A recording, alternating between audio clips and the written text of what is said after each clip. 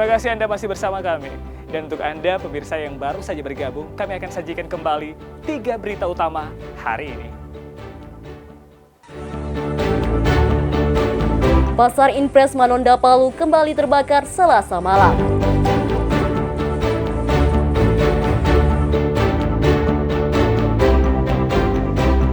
Dinas Ketahanan Pangan Kabupaten Donggala menyalurkan bantuan pangan kepada keluarga miskin.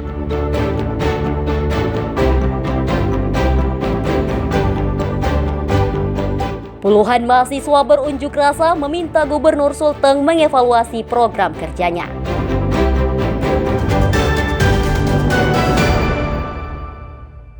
Dulu Pak yang di pelosok, tuntaskan dulu infrastruktur, baru bicara masalah berani. Bapak bicara berani, itu sama dengan pembohongan publik. Puluhan mahasiswa yang menamakan diri Aliansi Badan Eksekutif Mahasiswa Nusantara melakukan aksi unjuk rasa di kantor Gubernur Sulawesi Tengah Rabu siang. Mereka meminta Gubernur mengevaluasi 9 program kerja yang dinilai tidak efektif. Mahasiswa dari berbagai perguruan tinggi di Palu ini mendatangi kantor Gubernur Sulteng sekitar pukul 11 siang. Setiba di kantor tersebut, mereka melakukan orasi secara bergantian. Adapun tuntutan antara lain evaluasi sejumlah program yang tidak efektif seperti pembangunan infrastruktur listrik dan internet yang tidak merata. Selain listrik dan internet, pengunjuk rasa juga menyoroti belum maksimalnya pembangunan jalan, pendidikan, kesehatan, pertambangan ilegal, pengangkatan P3K di Kabupaten Poso, serta program berani tangkap banyak, pengeboman ikan di laut Kabupaten Buol dan Kabupaten Parigi Mautong. Oleh karenanya kami datang dengan bentuk evaluasi dan kami membawa berita acara untuk dipertanggungjawabkan oleh Gubernur Sulawesi Tengah. Berita acara itu kami buat untuk kami melakukan aksi-aksi selanjutnya yang ketika berjanji pernyataan dari Gubernur tidak sesuai dengan apa yang kami harapkan. Gubernur Sulawesi Tengah Anwar Hafid menemui para pengunjuk rasa dan menanggapi positif seluruh tuntutan mahasiswa. Gubernur berjanji akan menindaklanjuti mengevaluasi program yang dinilai tidak efektif. Saya ingin juga menyampaikan kantor bahwa alhamdulillah sampai dengan 6 bulan ini saya belum melakukan pembohongan publik. Program 9 berani itu nyata dan itu kita lakukan secara terstruktur, terencana, tidak tiba masa, tiba akal. Sebagai bentuk komitmen tersebut, Gubernur Sulteng bersedia menandatangani berita acara bersama dengan mahasiswa terkait tuntutan yang berisi evaluasi program kerja Gubernur. Usai penandatanganan tersebut, puluhan mahasiswa akhirnya membubarkan diri. Ikram Boyaoge melaporkan dari Palu.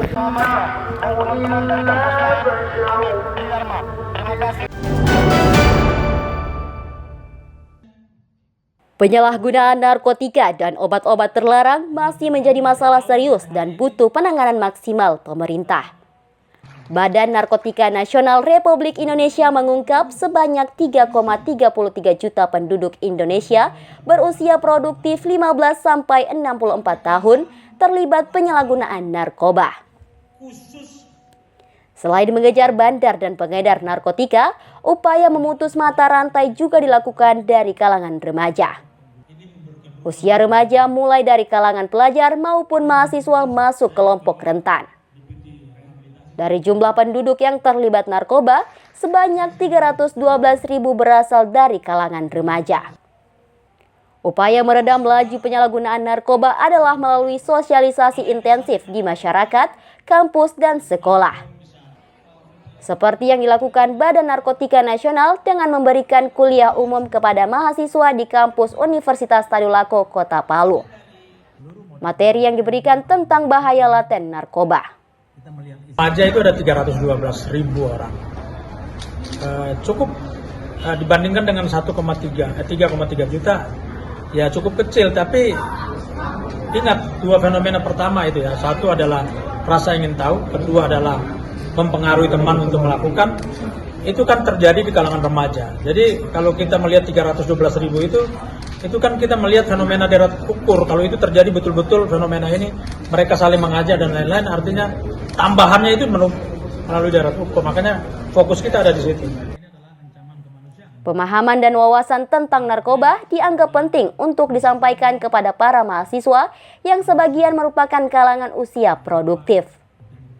Selain itu, mahasiswa dianggap memiliki peran perubahan di lingkungan masyarakat, termasuk sebagai estafet kepemimpinan bangsa.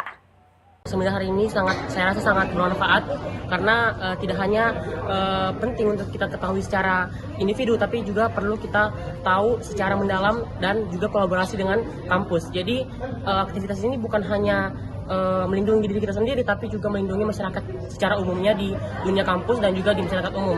Narkoba itu ataupun narkotika itu ternyata mempunyai dampak-dampak yang sangat signifikan. Jadi dengan itu kita sudah mengetahui bahwa narkotika itu tidak baik, narkotika itu memiliki dampak yang signifikan.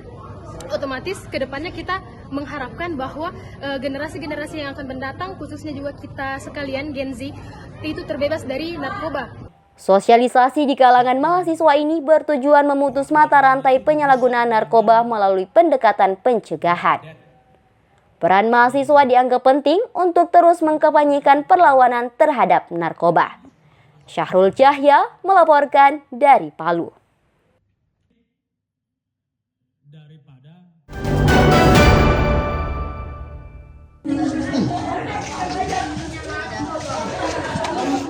Tingkat literasi di Kabupaten Sigi masih terbilang rendah di Sulawesi Tengah, apalagi masyarakat yang tinggal di pelosok atau desa terpencil. Masalah ini tentunya berdampak terhadap tingkat pendidikan, sosial, dan ekonomi masyarakatnya. Kondisi tersebut mengundang keprihatinan komunitas peduli literasi dan lingkungan di Kabupaten Sigi. Mereka berinisiatif melakukan gerakan literasi lingkungan dengan melibatkan anak-anak di Desa Tomado, Kecamatan Lindu. Program ini tidak hanya mengajarkan keterampilan membaca dan menulis, tetapi juga menanamkan kesadaran anak-anak dalam menjaga kebersihan dan kelestarian lingkungan sekitar. Anak-anak diberikan pemahaman mengenal alam dan lingkungan desa. Mereka diajak memungut sampah hingga menanam bibit pohon. Upaya ini diharapkan mampu membentuk generasi yang peduli terhadap keberlanjutan lingkungan di masa depan. Kita di forum itu berharap semua kecamatan yang ada di Kabupaten Sigi, bahkan di desa-desa itu penting adanya ruang kolektif, ruang pendidikan alternatif, ruang literasi yang harus diperkuat, dan itu harus dari orang lokal sendiri. Selain belajar literasi, anak-anak juga dikenalkan konsep hidup sehat dan perilaku bersih. Melalui cerita, permainan edukasi langsung di lapangan. Mereka diajarkan pentingnya mencuci tangan, membuang sampah pada tempatnya, serta merawat tanaman dan hutan sekiranya dengan pendekatan kreatif ini. Gerakan literasi ini tidak hanya membuat anak-anak di Desa Tomado menjadi cerdas secara akademik, namun juga memiliki kepedulian terhadap kesehatan dan kelestarian alam. Meski fasilitas yang dimiliki masih terbatas, namun semangat belajar anak-anak luar biasa. Julianus K. melaporkan dari Sigi.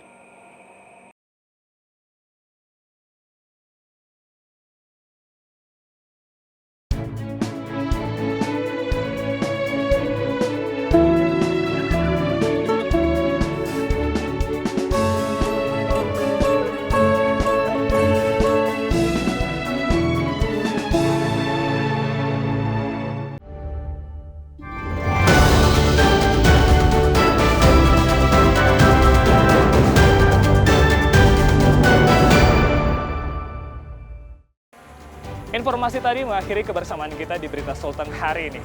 Mewakili rekan kerja yang bertugas, saya Aling Talamua mengucapkan terima kasih atas kebersamaan Anda. Selamat beraktivitas, sampai jumpa, Songgom Puasi, Tabe.